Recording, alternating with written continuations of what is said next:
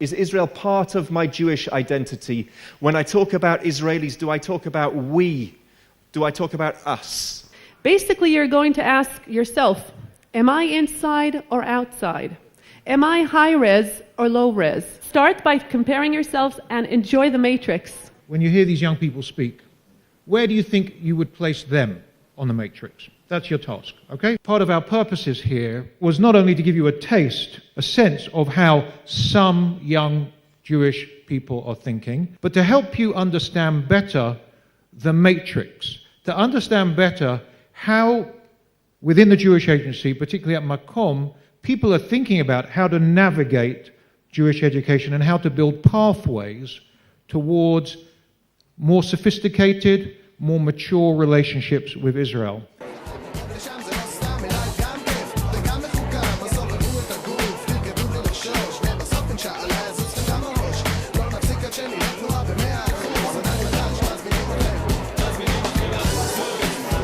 Tell her that it's more complicated than that.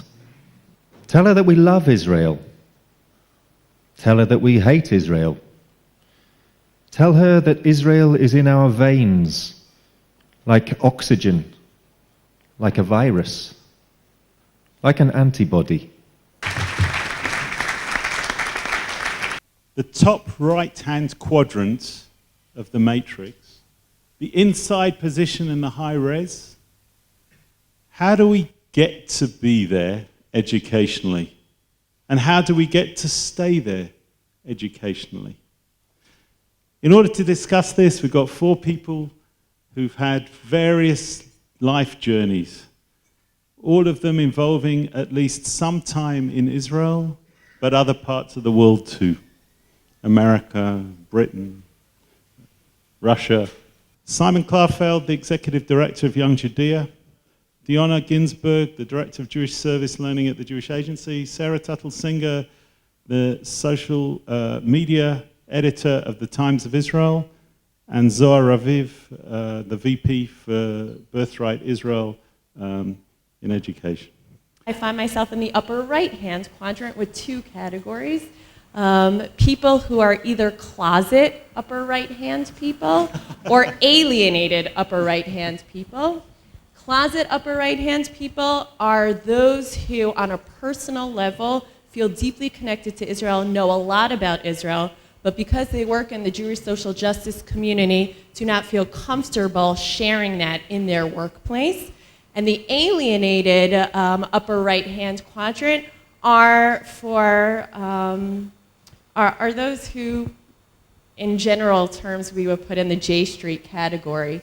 People who find themselves and articulate themselves, identify themselves as being deeply committed to Israel and read a lot and are knowledgeable a lot, but because they are often put in the upper left-hand category of being anti-Israel for their views that are critical of some Israeli policies, they would describe themselves as alienated upper right-hand quadrant. One of the guys, a 16-year-old American Jew, comes to me, puts his hand on my shoulder. I was about 22 at the time, 23, and he says, "Zohar, I have a question for you." I said, "Go ahead." And he looks at me and says, "You're a native Israeli, right?" I said, "Yeah." He said, "Have you ever been to the Western Wall for the first time?" This is a generation whose low level of knowledge is in contrast or reverse or inverse relationship with the high level of its opinion. I'm reminded of a number of encounters with those who are very comfortable in being insider, low-res people. It is emotionally a great space for them to be in. I asked him the following question. And what do your congregants do with the qualms they have about Israel? And he stopped for a moment and he said, they don't have any. So I looked at him as quizzically as I could, without being outright rude. I'm in his study. What do you mean they don't have? I've never met a bunch of Jews, some of whom don't have qualms about Israel. I'm going to get very specific. I think the elephant in the room for me is the Palestinian people. And we haven't talked about it yet here. I mean, we talk about complexities. I mean, it doesn't get more complex than this on a very human level. But we have failed to develop a holistic response where individuals can be both Israel engaged and Tikkun Olam engaged.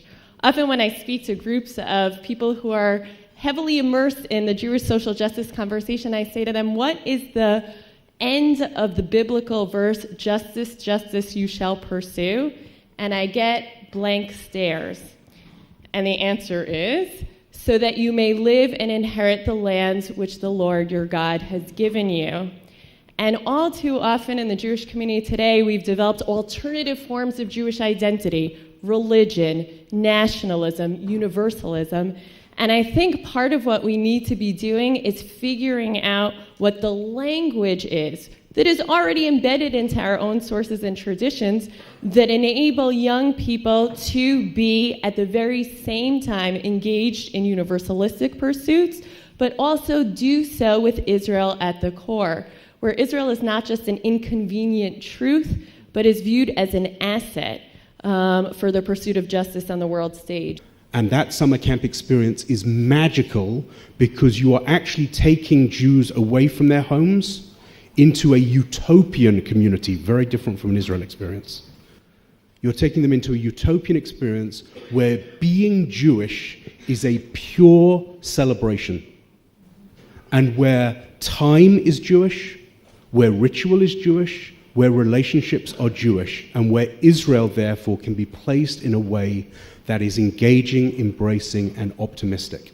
I define Israel education as helping young and old develop their own views, even quite conflicting views, about what Israel might be, can be, should be on multiple levels.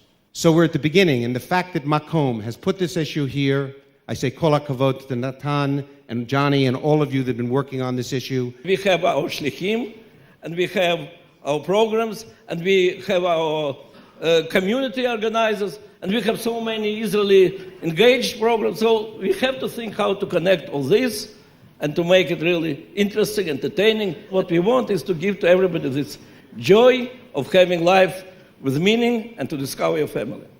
Thank you.